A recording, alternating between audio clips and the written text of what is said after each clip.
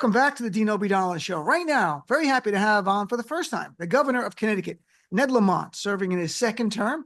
Before that, he served in various officials as a local elected official in Connecticut. Governor Lamont, nice to meet you. Thanks so much for making time. We really appreciate it. Great to see you, Dean. So let's talk about, first of all, you a little bit, because it's the first time you've been on.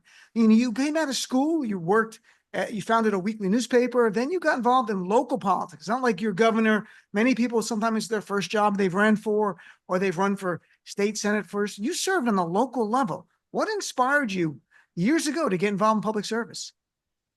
Like you said, right out of college, we started up a weekly newspaper called the Black River Tribune in Ludlow, Vermont. And I'll never forget it. It was a working town, and suddenly GE had pulled up roots and left a big hole in the middle of this town. So I covered it for a year and a half, 2 years, the big transition, the community rallying together, selectmen, finance board meeting, chamber of commerce, what they could do to deal with that. So life came full circle because about 10 years ago, GE left Connecticut. And it said, oh my God, last one out, turn out the lights. And that was when I got really involved in state government, looking at that parallel. So through these years, as governor now especially, people want to be heard. They want to feel like their elected officials are listening to them. That's such a big thing. What have you done? What have you learned about people addressing their concerns in a way that truly makes them feel they've been listened to and that they are being listened to? Look, one thing I've learned is people wanted to believe in the state. Back, 10 years ago, when the cool kids were all moving to New York and GE had left and everybody was a little down and people were bad-mouthing the state of Connecticut. So, I used to run a business. Now I got the state of Connecticut. You got to believe in your product. I believe in Connecticut. And I like to think, listening to people wanted to believe in their state. And I go everywhere. We're only 169 towns. I can drive everywhere in an hour and a half, and I do it. And people... I think are optimistic, and that's really important, but you got to listen every day because there are also some real struggles. It's a beautiful state. I say that with all sincerity. I've been to it many, many times, and so much right on the water. It's very idyllic and beautiful in its own way. So it's sad that some people had lost hope at some point. I'm from Jersey, where we never lose hope. I live in New York now, but I'm a Jersey guy. We've been through a lot in Jersey. Governor Murphy, I've chatted with him a bunch of times. I've tried to convince him to use eminent domain to take Trump's golf course and put a highway right through it, but he refuses to do that.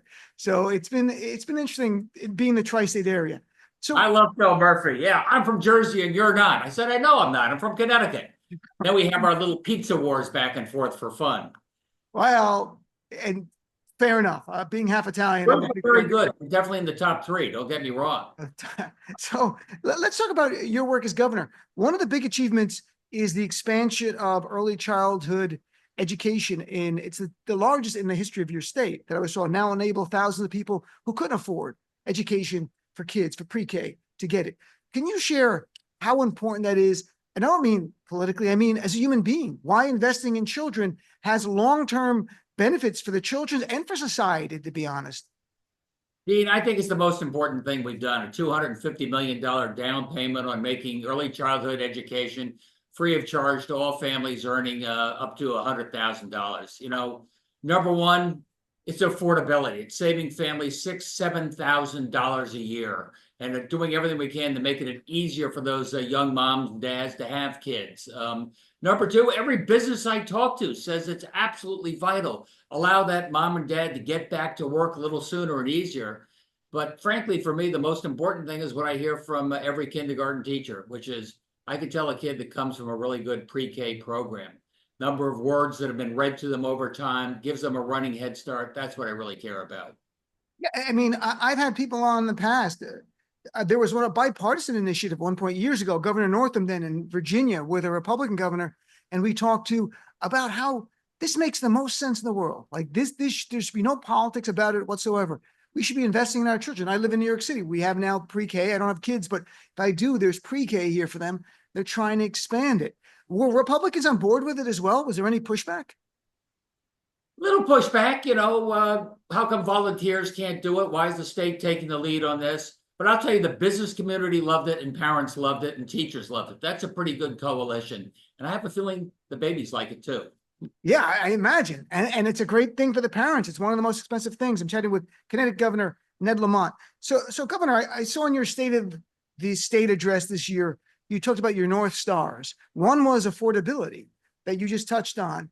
That's such a big issue now. Issues, I live in New York City. That became the biggest issue in our Democratic primary for mayor. I talked to elected officials around the country. Affordability from consumer goods to housing, and the list goes on and on. What have you done in Connecticut on this issue, and what more can be done, perhaps? Well, saving families to just have a baby, say $6,000 or $7,000 a year, early childhood education. You know, when it comes to opportunity, making sure they can get the job skills they need, debt-free community college, you know, pretty much a guaranteed job outside of that. Building more housing than we ever have before, really important. Bring down the price of housing. I have a program that I love, Dean. It's called Right to Own. You come up with half the down payment, we'll come up with the other half of that down payment. And all of a sudden, these guys are head of the homeowners association in their local community because they have a lot of belief in what's going on there. And the simple thing, we eliminated the income tax for working families and gave the middle class folks a tax cut. The opposite of what Trump did, which is tax cuts for richer folks, but we're not doing that, but we are making life a little more affordable for the middle class. And is that also part of, I mean, one of the other North Stars you talked about was opportunity. And do you believe that government can play a role in providing opportunity for people? I really do. Like I said, I want to make sure that you get a job at low cost. Right. What we're able to do for workforce training. We've had more new business startups in the last few years than many years before that. And I'm not talking about AI, Facebook type things. I'm talking about mom and pop stores on Whaley Avenue in New Haven. And these folks have an opportunity to own a home, own a store. That's how you build wealth. That's really give people hope. Like I said, so important. And you come from a business background as well.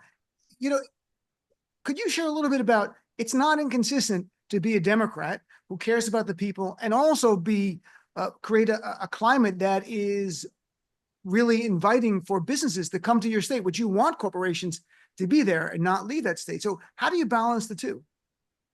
I've been a champion for small business. You know why? Because I came out of small business, built telecommunications systems for 500 universities around the country.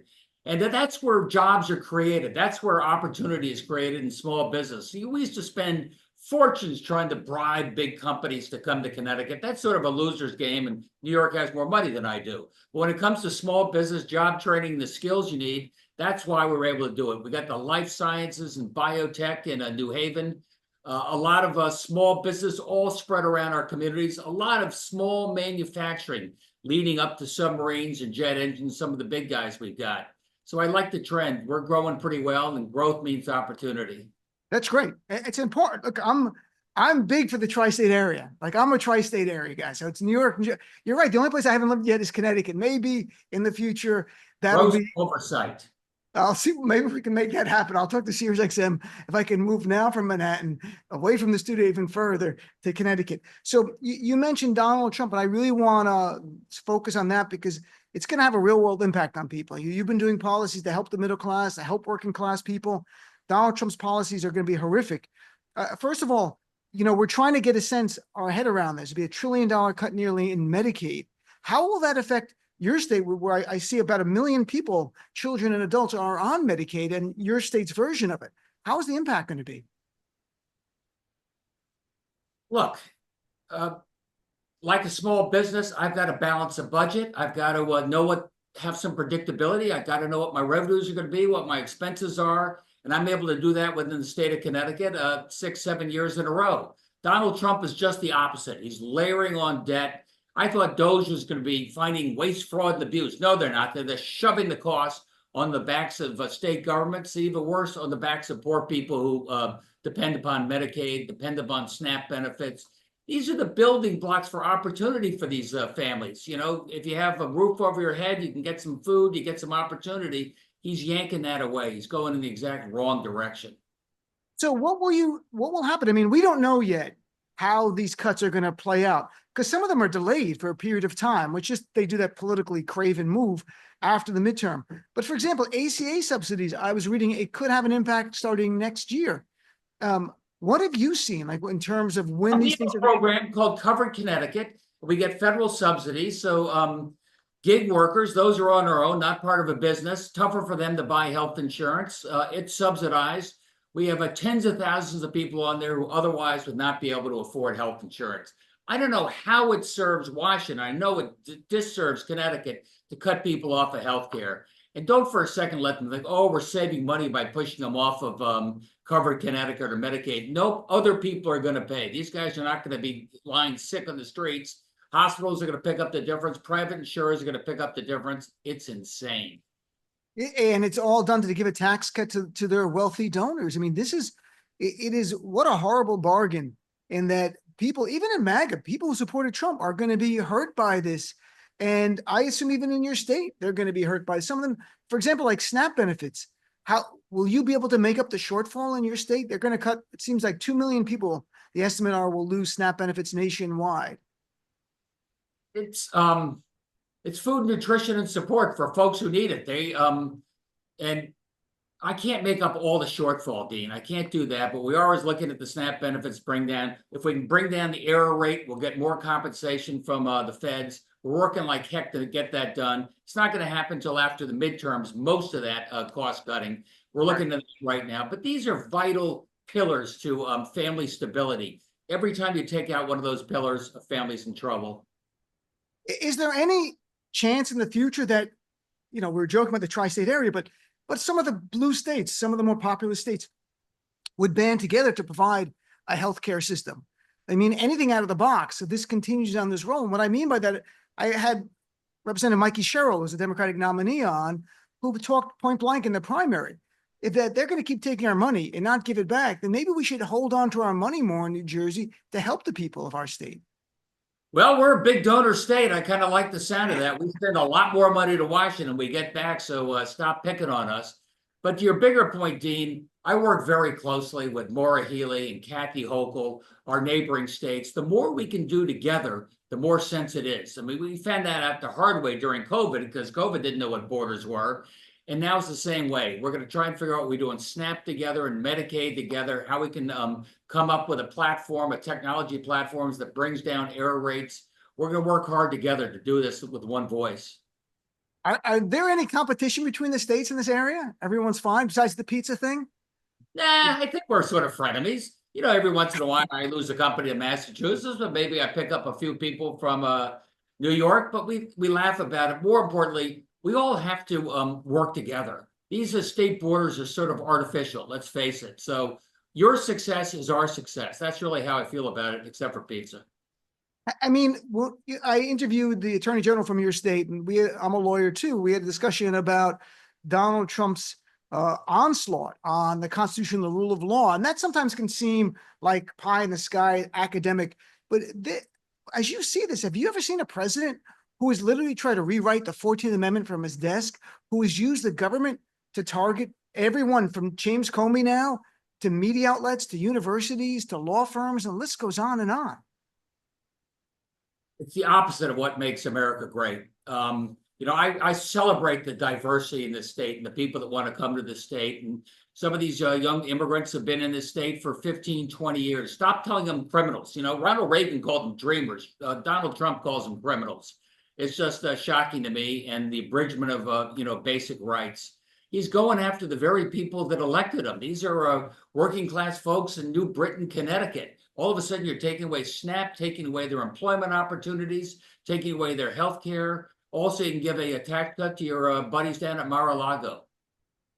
And I saw that there's been an uptick in ICE raids recently in Connecticut. How does that navigate with the state? I mean, and with the local police force? Because that's a question people have all the time. Can the states that are more of the blue states, can they protect the immigrants? Obviously, the federal government comes in. If they have a warrant, that's a different thing. But where does the role of the state police and the local police come in terms of ICE raids? If there's somebody dangerous on the street, a danger to the community, a criminal, just like we have for the last 40 years, we work with everybody, federal and state, to make sure your community's safe.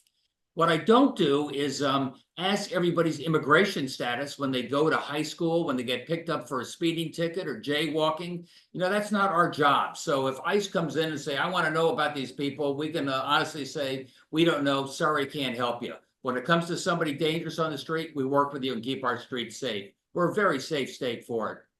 Sure. And what about from people in the immigrant community? Do you hear stories from from leaders of the community about a sense of fear in their community about people going to school, going to work, and maybe not coming home? I went down to Wilbercross High School in New Haven, and I'd say 40% of those kids there are undocumented, came to this country at the age of 2. Here they are, 16, 17 years old. And there was somebody across the street that had ice on his t-shirt. We don't know if it was just somebody playing with these kids' head or somebody who was rounding people up. And all of a sudden, the kids don't go to school for a few days because they're scared. It's the exact wrong way we want to be. We want, especially these kids, to feel welcome in our country. That's what this is supposed to be about. I mean, my dad was an immigrant. My grandparents were immigrants. They came to this country, and at the time, it was very welcoming. I can only imagine if you're an immigrant looking for a country to move to, legally and make the application, would you pick the United States now under Donald Trump and with this hostile climate? I did a trade mission to India 6 months ago, and I told them about education and our workforce and our transportation and part of the New York, Boston orbit. The number one question they asked over and over again: will we feel welcome in America? We're not sure we'll welcome anymore. We were giving up the greatest advantage this country has, Dean. Everybody, the best and the brightest, loved America, wanted to come to America. That was a source of our great strength. Don't surrender that. And you have a lot of great universities in your state. My fiance is an actress. She did a thing at Yale Rep. I remember going to watch her do that. But there's a lot of, have they come under the gun of the Trump administration? I mean, everyone has, if they have any kind of diversity equity program, but obviously Harvard especially. Anything in Connecticut in that regards? Yeah, our research university of Connecticut, Yale, to name the first two. You're crazy. Taking away their research grants is eating the feed corn for the next generation of jobs and people. And you talk to Maura Healey up there in Boston, you've got China and Canada knocking on the doors of these researchers saying, for $300,000, come on over to our country. We'll get you set up, no questions asked. Don't do it. We're really eating our future. I agree. I'm not sure if I can speak to Governor Healey because I'm a Yankee fan, and that could be a problem. Although you're Red Sox country too, aren't you? Isn't Connecticut? No, I'm a Yankees fan. I'm right on the border, but I'm a Yankees fan. I talk to her about it all the time, especially this year. This year. Are you guys Patriots fans or Giants fans? Or I'm Giants Jets guy. Oh, you're good. Look at this. I'm in Fairfield County, so I got a foot in both camps. That's great. Well, that's good. I'm glad we can bond over that. That's when I talked to Governor Shapiro after they stole Saquon Barkley from the Giants. I told him we're going to build a wall between Pennsylvania and New York and Jersey because we can't lose anybody else, the Eagles. So just looking forward here, Governor, and I'm chatting with Governor Ned Lamont from Connecticut. This is, we midway through this 2025 year. What are your programs, your aspirations going forward this year and the next? Look, number one, we're going to build 40,000 new units of housing all over the state. Our cities are getting smaller now. Our cities are getting bigger. Bigger cities attract young people working around our major universities, working around our rail and transit. I love what we're doing on daycare and childcare, making this the most family-friendly state in the country. I want young people to come here, know they're welcome, know it's easier to have a family here. We're standing right there next to you. And finally, Dean, we got to look at healthcare. Healthcare costs are eating family budgets alive. I come out of small business where you have to pay a fortune because it's tough to buy insurance. And even, Medicaid costs in the state of Connecticut are going up like that here in 49 other states. Those are my 3 big priorities. Those are very important. And last thing, Governor, when, we have listeners, it's generally Democratic base and a few MAGA people who just want to get angry and they listen.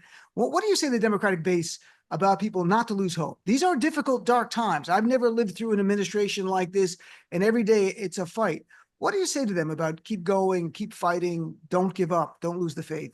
I've never been so proud to be a Democrat. I'm 71 years old. I've been a Democrat for a long time. And we need folks standing up and having their voices heard more than ever. Everything from our constitutional rights to fighting for the middle class to protecting our values around the world. I think they're all in real jeopardy right now. And everybody's always worried about the Democratic Party. What the hell happened to the Republican Party? There's not one Republican congressman 15 years ago who would have voted for Trump's budget busting bill. It's going to have a big lodestone on our future and our kids. And that's well put. And I wish some in the corporate media would focus on the GOP as opposed to the Democrats in disarray, Democrats this. I'm like, we know what we're about. We're not in disarray at all. We see what's out there. There's something on the other side you should be covering. Well, Governor, Lamont, it was so nice meeting you. Congratulations on the successes that you've had, and I wish you the best going forward. And look forward to chatting with you in the future. Hopefully, we can have a conversation down the road about different developments and what's going on and the successes that you've had continuing. Come on up, Dean. I'll show you some of the beautiful housing we got. I'm okay. I've seen it. It's beautiful. You don't have to sell me. It's a beautiful state. Thanks, Governor. Nice chatting with you.